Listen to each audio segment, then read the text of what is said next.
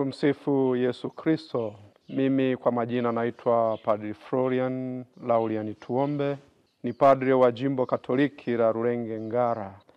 Kwa nini liturujia ya Kanisa Katoliki hubadilika? Hii inamaanisha kuwa bado kanisa halina uhakika zaidi na liturujia yake. Ningependa kwanza kwamba sio kweli kwamba kanisa halina uhakika na liturujia yake. Kanisa lina uhakika.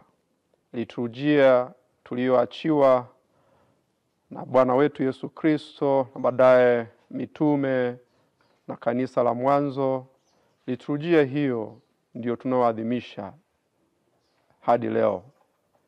Isipokuwa mabadiliko yaliyopo yanatokana na kwamba liturujia imejikita katika tamaduni na mila na desturi za watu mbalimbali.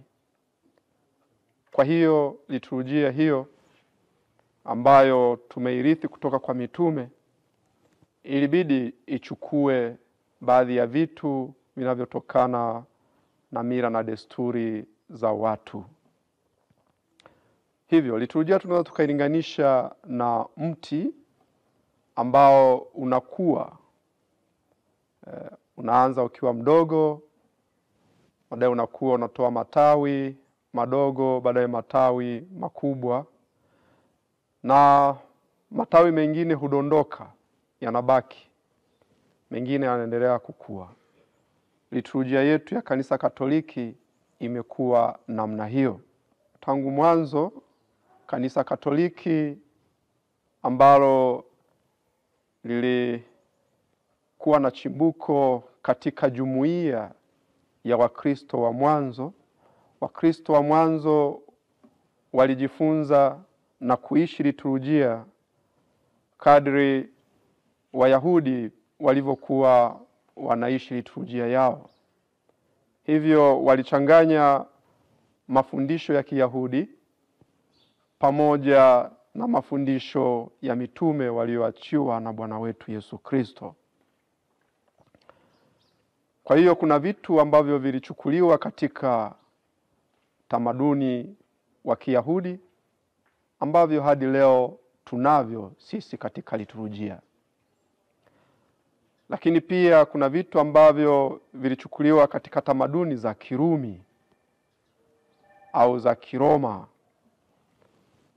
kwa sababu mitume walitangaza Injili katika eneo lililokuwa chini ya watawala wa Warumi. Kwa baadhi ya vitu tulivyo navyo katika liturujia vinatokana na tamaduni za Kirumi.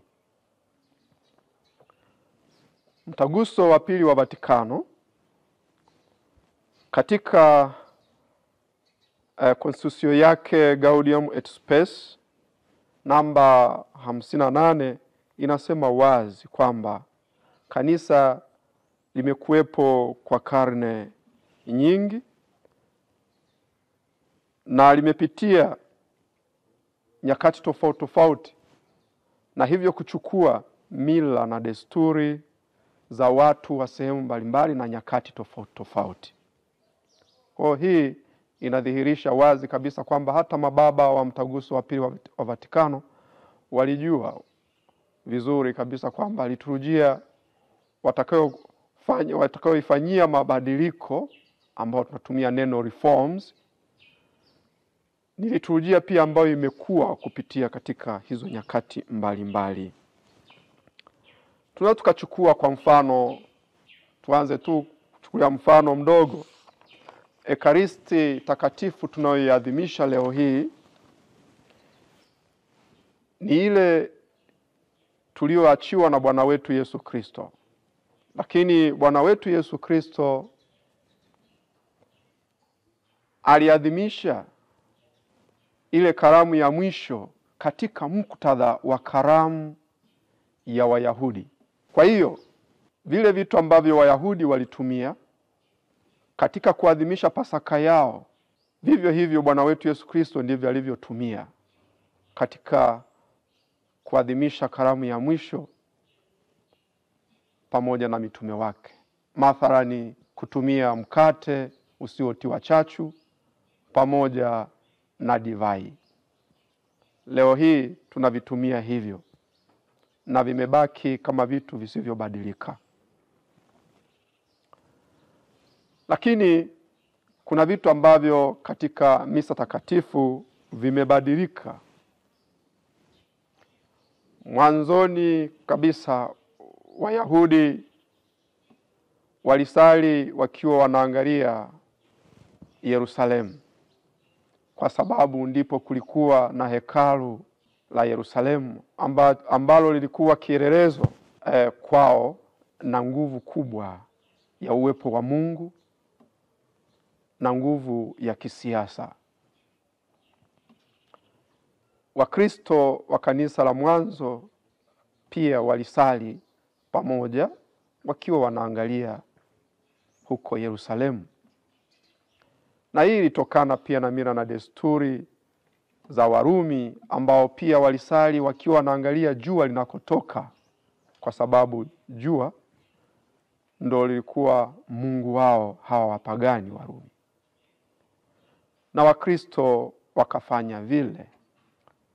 Lakini Wakristo walikuja kwa namna nyingine. Walisali wakiwa wanaangalia Yerusalemu, wakiwa wanaangalia jua linakotoka, lakini sio jua kama Mungu, bali jua la haki ambalo ni Yesu Kristo mfufuka. Kwa hiyo kanisa likaanza kusali kwa kuangalia mashariki, ad orientem.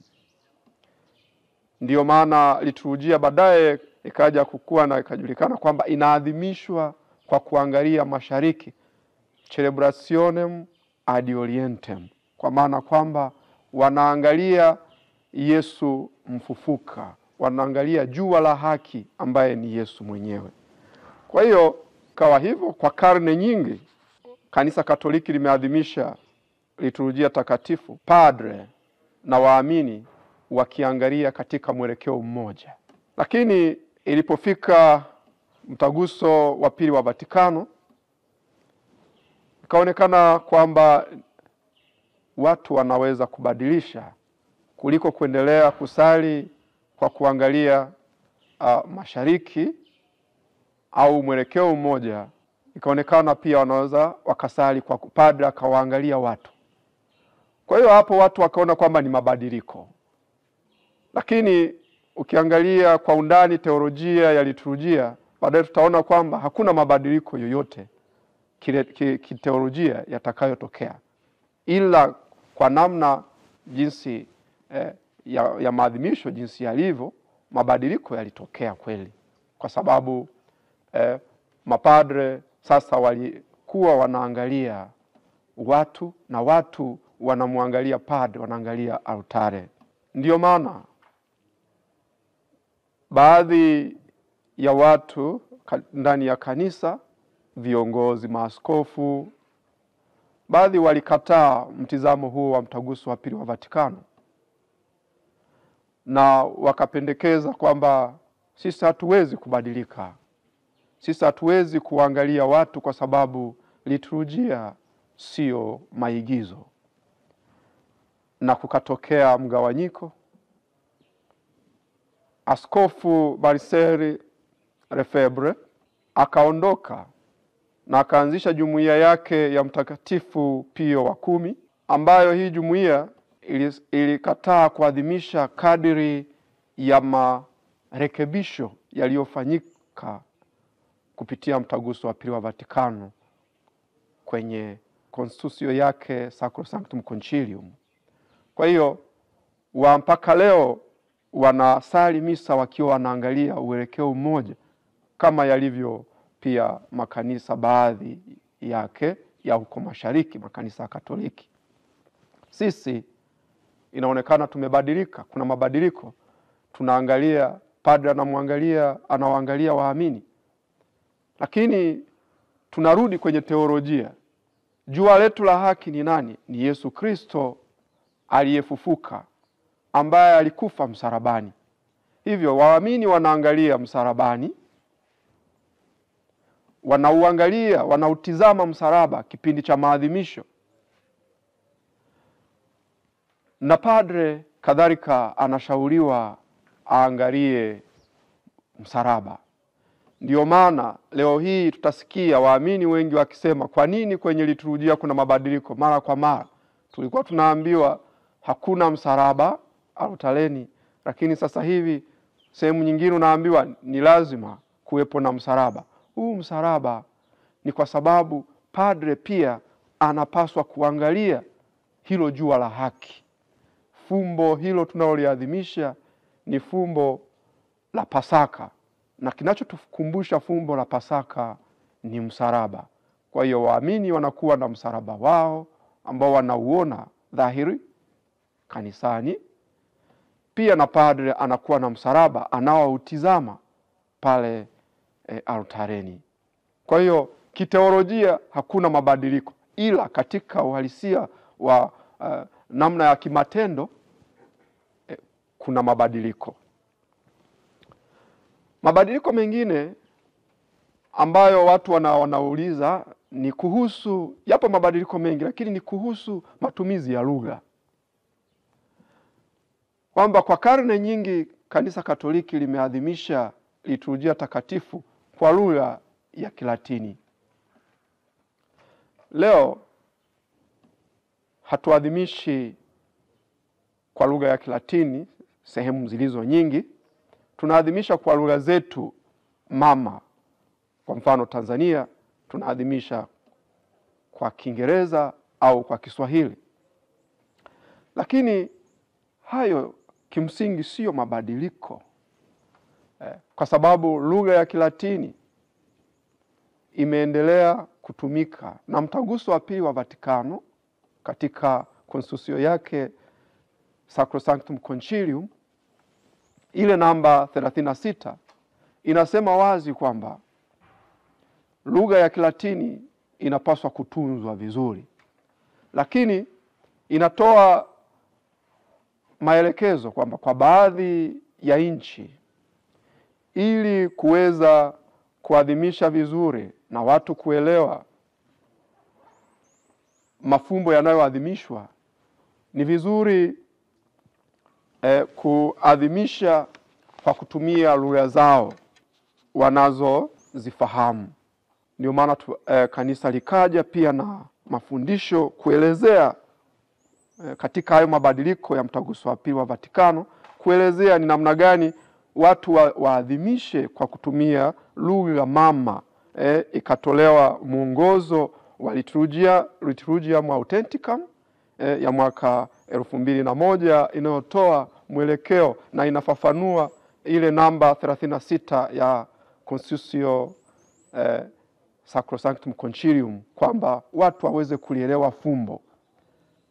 Ndio maana wakaruhusu lugha mama, lakini mtaguso haukusema sehemu yoyote ile kwamba tusiadhimishe misa takatifu kwa Kilatini. Ndio maana mtu anaweza akasema basi kwa sababu kumetokea hilo tunaadhimisha kwa lugha mbalimbali za kwetu, anafikiri kuna mabadiliko. Hapana. Lakini pia mila na desturi za watu, nimesema mwanzo kwamba liturujia imepitia katika mabadiliko ya sehemu za watu mbalimbali. Hata hii lugha ya Kilatini, mwanzoni Kanisa Katoliki lilikuwa aliadhimishi misa kwa kutumia lugha ya Kilatini. Kanisa lilikuwa linatumia lugha ya Kigiriki. Hata vitabu vyote vya mwanzo vilikuwa vinatumia lugha ya Kigiriki, lakini baadaye ikaonekana lugha ya Kilatini ndiyo lugha inayoweza kufaa kwa ajili ya maadhimisho ya misa takatifu. Kwa hiyo mila na desturi pia zinafaa na ni muhimu kuzizingatia. Ndio maana ili kutokuwa na vionjo vya kipekee katika mila na desturi mahalia, basi inatoka miongozo, na kanisa ilitoa mwongozo wake wanne kuhusu matumizi ya mila na desturi, Varietatis Legitime ya mwaka 1994, ikitoa mwongozo kwamba mila na desturi, vitu vya mila na desturi viingizwe, lakini viangaliwe na vipitishwe na baraza la maaskofu husika.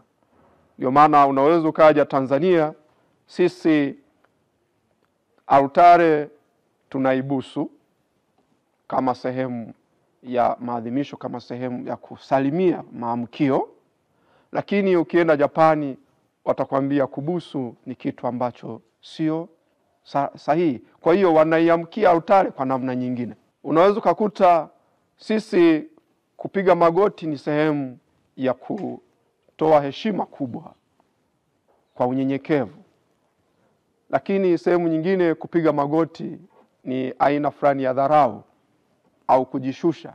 Kwa hiyo mabaraza ya maaskofu ndio yanayohusika kulingana na huu mwongozo Varietatis Legitime kuweka utaratibu mzuri, ili mradi ile liturujia Kanisa Katoliki haibadiliki, bali vinabadilika vitu vichache vidogo ambavyo haviathiri maadhimisho. Tukiendelea kuzungumza juu ya kukua kwa liturujia na mabadiliko yake, tuje pia na kwenye mabadiliko kwa mfano ya maadhimisho ya usiku wa Pasaka. Pasaka karne ya mwanzo waliadhimisha Pasaka kama siku ya Dominika. Mitume waliadhimisha namna hiyo. Baadaye wakaanza kuadhimisha usiku. Kadiri nyakati zilizopita, ikaonekana maadhimisho ya usiku ni hatari. Wakarudisha kuadhimisha ule usiku wa Pasaka, vigilia ya Pasaka, kuadhimisha siku ya Jumamosi asubuhi. Lakini kuna kitu kinaitwa vuguvugu la mabadiliko katika liturujia, liturgical movement, katika karne ya 19. Likaja na mawazo kwamba ni bora kurudi kwenye asili. Nini maana ya ule usiku ambao Mtakatifu Agustino anasema usiku, mama wa usiku wote? Nini maana yake? Kwa nini tuadhimishe vigilia ya Pasaka, tuiadhimishe Jumamosi asubuhi?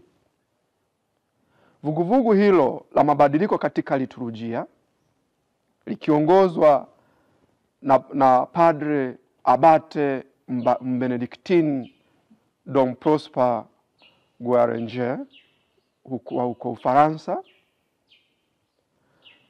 lilileta mabadiliko na kuhakikisha kwamba maadhimisho ya ile Jumamosi vigilia ya Pasaka inarudi usiku. Vuguvugu la mabadiliko katika liturujia, liturgical movement, ya karne ya 19, kama ambavyo nimesema, kupitia Dom Prosper Guéranger Benedictine pamoja na wenzake wakina Ildefonso na baadaye mapapa waliofuata kama Papa Pio wa 10 na Papa Pio wa 12, lilirudisha maadhimisho ya vigilia ya Pasaka usiku. Na haya mabadiliko yamefanywa na Papa Pio wa 12 mwaka 1951 na baadaye kuanza kutumika rasmi kanisani katika kanisa lote ulimwenguni mwaka 1956. Mtu akiona hivyo anaweza kafikiri kuna mabadiliko, lakini tunarudi kwenye teolojia, ni kwamba kuna kuwepo na nyakati zinazolazimisha mabadiliko yawepo, lakini tunarudi kwenye asili. Vitabu vya kiliturujia pia vimekuwa na mabadiliko, na hii ndio inayoleta mara nyingi malalamiko, hasa kwa mapadre ambao ndio waadhimishaji. Mara kwa mara tunaona vitabu vya liturujia vikibadilika. Hivi karibuni tu, na sisi ni mashahidi, misare ya altare imebadilika. Kuna misare iliyotoka kabla mwaka 1000 kwa kufuata ile edisio typica ya mwaka 1970, lakini tafsiri yake kuna vitu vilikuwa vimekosewa. Hivi karibuni katika kanisa letu la Tanzania tumepata misale mpya na kuna mabadiliko, na hii imeleta kelele nyingi, iwe kwa mapadre waadhimishaji au kwa waamini, na imeonekana ni usumbufu. Ukweli wa jambo hilo, ukweli wa kwamba mabadiliko yapo, unaletwa na vuguvugu jipya ambalo lipo kwa sasa kati ya wanaliturujia, ambao tunaweza tukasema it is the new liturgical movement, ambao wanapenda liturujia irudi kwenye originality, kwenye uhalisia wake, kulingana na mababa wa Mtaguso wa Pili wa Vatikano walivyopendekeza na walivyosema. Misale tuliyokuwa nayo Tanzania ilikuwa na makosa kadha wa kadha kwa sababu ya lugha, kutokana na kutotafsiriwa vizuri. Papa Benedict wa 16 akaomba vitabu vyote virudi kwenye original text, kwenye original sources, yani kwenye vile vitabu vya halisi, kwenye machimbuko halisi yaliyopendekezwa na kuidhinishwa na ile concilium iliyokuwa inaongozwa na Kardinali Annibale Bunyini, kuhakikisha kwamba vitabu vyote vya liturujia vinatengenezwa upya kulingana na mwelekeo wa mawazo ya mababa wa Mtaguso wa Pili wa Vatikano. Kwa hiyo mabadiliko hayo yaliyopo sasa yameletwa na hilo vuguvugu jipya, kwamba turudi kwenye hizo original texts. Hata maadhimisho ya sakramenti mbalimbali sasa hivi tunaaswa kurudi kwenye rituale. Kwa mfano Tanzania rituale nyingi hazijatafsiriwa, lakini katika kujifunza na mapadre wanapofundishwa, wanafunzi wa upadre wanaaswa kujua chimbuko au kitabu halisi ambacho kinatumika katika maadhimisho ya Ekaristi takatifu, au kitabu halisi kinachotumika katika sakramenti mbalimbali. Kwa sasa pia mtu anaweza kuona kwamba katika liturujia kuna mabadiliko mengi, lakini kwa uhalisia ni vitu vidogo, aidha kwa sababu walikuwa hawavijui kutokana labda na mwelekeo wa misionari waliowafikia, na jinsi ni vipaumbele gani wa misionari walivisisitiza katika kuinjilisha. Lakini ukiona sasa hivi kuna kitu kinapendekezwa na wanaliturujia, ni kwa sababu tunataka kurudi kwenye original source. Mfano halisi ambao sasa hivi unafanywa kazi katika kanisa letu la Tanzania, swali linaloulizwa sana: kwa nini tutumie chetezo muda wa kumaliza ibada ya misa takatifu, wakati katika machimbuko kuna sehemu ilipoelekezwa?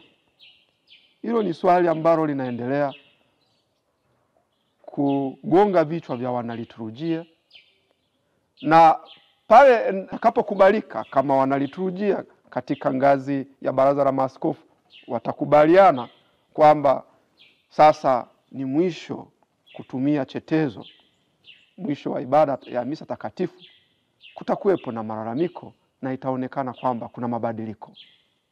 Lakini hiyo ni kwa sababu ya kutaka kurudi kwenye original source. Kuhusu mabadiliko yapo mengi yanayoweza kuzungumzwa, lakini kwa ufupi liturujia iko hivyo, inakuwa na inabadilika pia kulingana na mila na desturi za watu na nyakati za sehemu mbalimbali. Naomba kuwasilisha. Tumsifu Yesu Kristo.